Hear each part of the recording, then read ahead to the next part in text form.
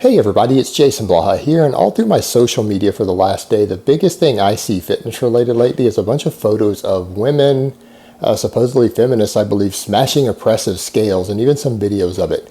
And that's one of the things that I find really weird. They're trying to smash these oppressive scales, and it seems almost as like a fat acceptance thing. But what people need to realize, being obese, being overweight, no matter what perception you change or your self-perception, is not going to change how dangerous it is to your health, how dangerous it is to your quality of life, and how, if you have children or anything, how selfish it is of the harm it could do of taking yourself out of life early for your children so that you can't enjoy them, they can't enjoy you as their parents as they grow up, and even worse, reducing your quality of life and being able to give even to your grandchildren one day if you've gone that route and you have children.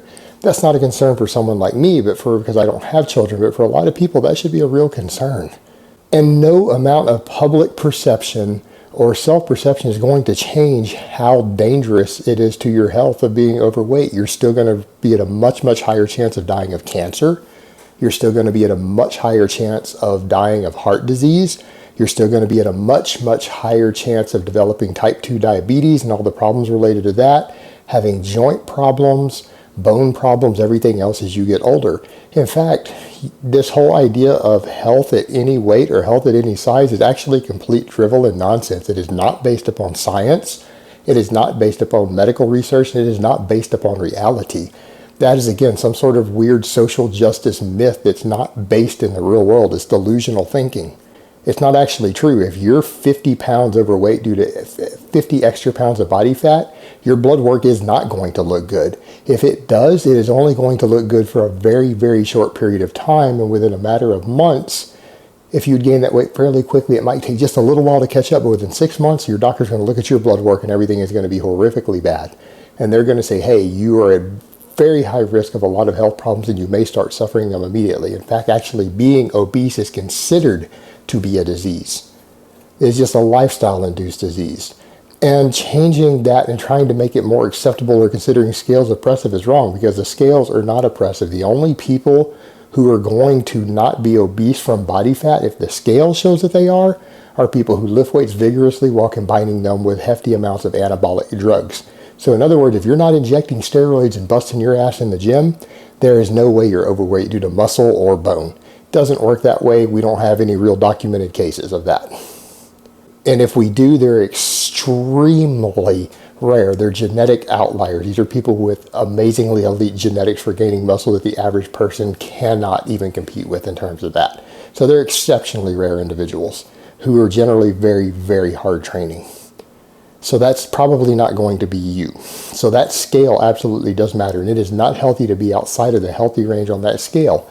Now, the immediate response, you're always going to see women who say, well, it's also unhealthy to be waifishly thin. That is as insane as arguing that it's bad, just as bad to shoot yourself in the head with a small caliber bullet as it is with a large caliber bullet. That's how stupid that is. Think about that for a minute. Why would you say that one unhealthy, dangerous extreme is just as unhealthy as another unhealthy, dangerous extreme? Why would you compare that to? Why don't you just not do either one? It's much better to be in the healthy range to where you're not going to have the health problems of either extreme. You're going to live longer, you're going to be happy, you're going to have a higher quality of life. And the thing that you need to remember is that if you are overweight, the best things you can possibly do are to not just add more fiber and things like that to your diet and just take all the processed sugar and junk out of your diet, but start lifting weights.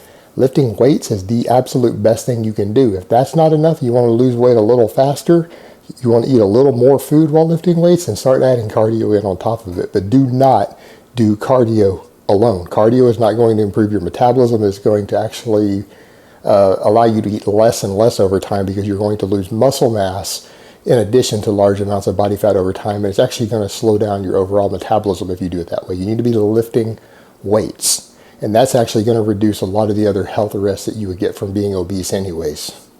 So weightlifting, number one, cardio, number two, and then as far as your diet goes, for most people who are overweight, if they simply started weightlifting and doing cardio, all they would need to do is cut back their processed sugars, their processed junk, cooking oils, things like that in their diet, and that will generally do it for them. If they just cut out all the processed sugar and the sweets and the fried foods and the vegetable oils, they would be in the normal range, usually within a year, unless they're morbidly obese. with just those simple changes. Same thing, people who see this women who say, well, I gained a lot of weight while I was pregnant. No, you gained a lot of weight if you were pregnant because you bought into another myth in this society that we've learned, unfortunately, has had devastating consequences that we didn't know about years ago. And that's the idea that women, everything that they're craving, that they should just eat as much of it as they want when they're pregnant. Because a lot of people felt, well, maybe it's something that their body needs for the baby. Actually, what it turns out is that a lot of those food cravings are to crave foods that don't really exist in nature. You end up eating large amounts of refined sugars. That is not only causing women to gain weight, it is also causing a whole new epidemic that doctors have found of babies being born with type 2 diabetes already. That's the type of diabetes that people develop as a result of being overweight and sedentary and a poor lifestyle, and they have to go on insulin, and we have babies being born who are not genetically predisposed to like type 1 who are having to go on insulin injections from birth. And there's thousands of cases of this now as a result of that sort of thinking and myth. So that's really harmful, not just to the mother, but that's potentially harmful to the baby, and we didn't really know that 20 years ago. And unfortunately, that myth has been pervasive. So it's not being pregnant, it's poor lifestyle choices based upon previous myths and ignorance that have circulated out there that are causing that to happen. So those are just things that the women and other people in general who are trying to look at this sort of movement need to be aware of. Your perception and changing that public perception is not going to stop being obese from killing you. We're not in the Matrix, Neo, to where you can just change your mindset and stop bullets and stop disease and cancer just because you decide in your head that it's okay. All right, guys, but that's really all I have to say on that today. I hope it's been informative, and I will talk to you guys next time.